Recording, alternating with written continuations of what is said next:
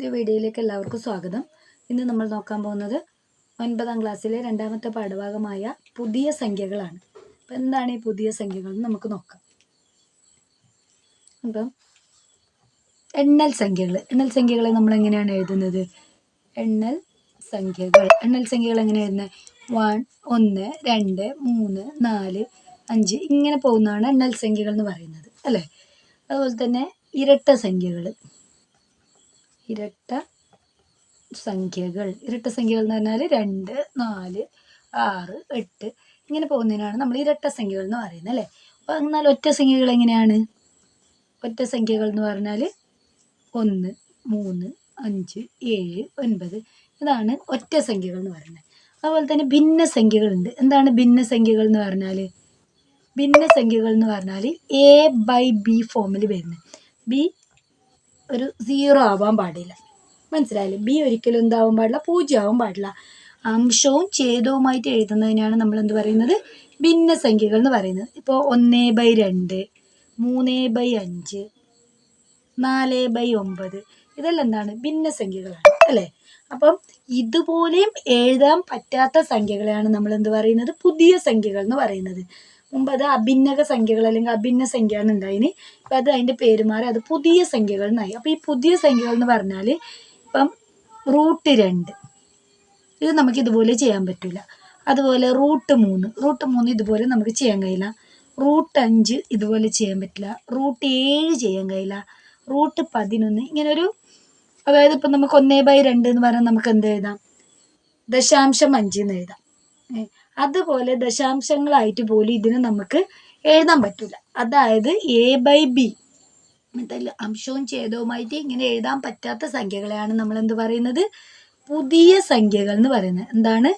പുതിയ സംഖ്യകൾ. ആ പുതിയ സംഖ്യകൾ ഏതൊക്കെയാണ്? √2, √3, √5, √7, √11 കഴിഞ്ഞില്ല, ഒരുപാട് അങ്ങനെയുള്ള സംഖ്യകളെയാണ് നമ്മൾ എന്ത് പറയുന്നത്? പുതിയ സംഖ്യകൾ എന്ന് പറയുന്നത്. അപ്പം ഇവിടെ √2ൻ്റെ വില നമ്മൾ ഇങ്ങനെ ഒരു 2 ചിഹ്നം കാണും. അതിന് നമ്മൾ പറയുന്നത് അപ്രോക്സിമേറ്റ് വാല്യൂ എന്നാണ്, അതായത് ഏകദേശ വില. അതായത് ഈ √2ൻ്റെ ഏകദേശ വില എന്നത് 1.414 അതിങ്ങനെ തുടർന്ന് പോകുന്ന സംഖ്യയാണ്. അപ്പം നമുക്കതിൻ്റെ ഒരു ദശാംശം കഴിഞ്ഞിട്ട് 2, 3 സംഖ്യ മാത്രം നമുക്ക് പരിഗണിച്ചാൽ മതി. അപ്പോൾ √2 ഏകദേശ വാല്യൂ എന്ന് പറയുന്നത് 1.414 എന്നാണ്. അതേപോലെ തന്നെ √3ൻ്റെ ഏകദേശ വാല്യൂ എന്ന് പറഞ്ഞാൽ 1.732 അതിങ്ങനെ തുടർന്ന് പോകുന്ന സംഖ്യകളാണ്. അപ്പോൾ നമുക്കതിന് ദശാംശം കഴിഞ്ഞിട്ട് ഒരു 3 സംഖ്യ മതി, മനസ്സിലായില്ലേ? ഇങ്ങനെ പോകുന്ന, അപ്പോൾ ഇതിൻ്റെ ഈ വിലകൾ വെച്ചുകൊണ്ടാണ് നമ്മൾ ഈ ക്ലാസ്സിൽ ബാക്കിയുള്ള ചോദ്യത്തിനെല്ലാം ഉത്തരം കാണാൻ പോകുന്നത്. അപ്പം ഇങ്ങനെയുള്ള സംഖ്യകളെയാണ് നമ്മൾ പുതിയ സംഖ്യകൾ എന്ന് പറയുന്നത്. അപ്പോൾ പുതിയ സംഖ്യകൾ ഏതെല്ലാമാണ്? √2, √3, √5, √7, √11 ഇങ്ങനെ പോകുന്ന സംഖ്യകളാണ് ഇത് പുതിയ സംഖ്യകൾ എന്ന് പറയുന്നത്. അപ്പം ഈ പാഠത്തിൽ നമ്മൾ പ്രധാനമായി അറിഞ്ഞിരിക്കേണ്ട വസ്തുത എന്ന് പറയുന്നത് പൈതഗോറസ് സിദ്ധാന്തം എന്താണെന്ന് അറിയണം. ഏതാണ്? പൈതഗോറസ് സിദ്ധാന്തം. എന്താണ് പൈതഗോറസ് സിദ്ധാന്തം പറയുന്നത് നമുക്ക് നോക്കാം. അതായത് ഒരു മട്ടത്രികോണാണ് നമ്മളിവിടെ പരിഗണിക്കുന്നത്. മട്ടത്രികോണം എന്ന് പറഞ്ഞാൽ അതിൻ്റെ ഒരു കോണളവ് എത്രയായിരിക്കും? 90 ഡിഗ്രിയാണ്. 180 ഡിഗ്രി എന്ന് പറയുന്നത് ത്രികോണത്തിൻ്റെ മൊത്തത്തിലുള്ള കോണുകളുടെ തുകയാണ്. അപ്പോൾ ഒരു കോണ്, അതായത് ഈ കോൺ എപ്പോഴും 90 ഡിഗ്രി ആയിരിക്കും. അതിനെയാണ് നമ്മൾ മട്ടത്രികോണം എന്ന് പറയുന്നത്. മനസ്സിലായില്ലേ? ഒരു കോൺ എപ്പോഴും എന്തായിരിക്കും?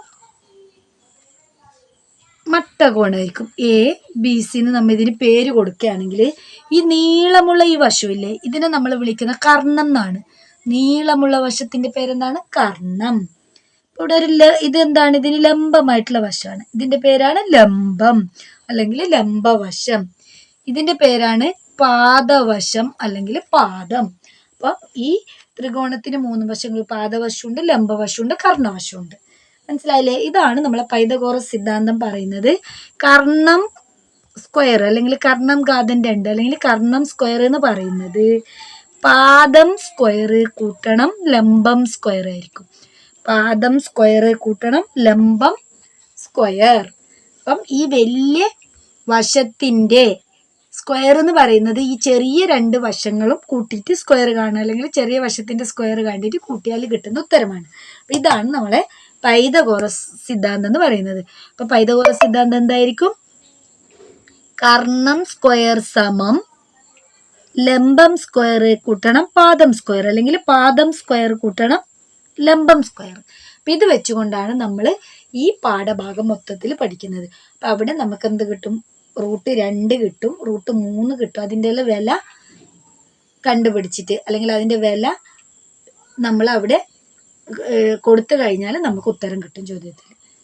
അപ്പം മനസ്സിലായില്ല? അപ്പം നമുക്ക് ഇതിൽ ഈ പാഠത്തിൽ കാണാതെ പഠിക്കേണ്ടത് √2 വില കാണാതെ പഠിക്കണം, √3 വില കാണാതെ പഠിക്കണം. √2 വിലയും √3 വില അറിഞ്ഞാൽ നമുക്കതിൽ നിന്ന് √5 വില കാണാൻ പറ്റും.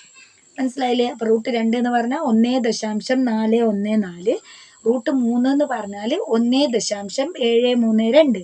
അതിനപ്പുറം വില നമ്പർ ഉണ്ട്, അല്ലെങ്കിൽ സംഖ്യകളുണ്ട്. അപ്പം നമ്മൾ എന്ത് വേണം? അത് എടുക്കണ്ട.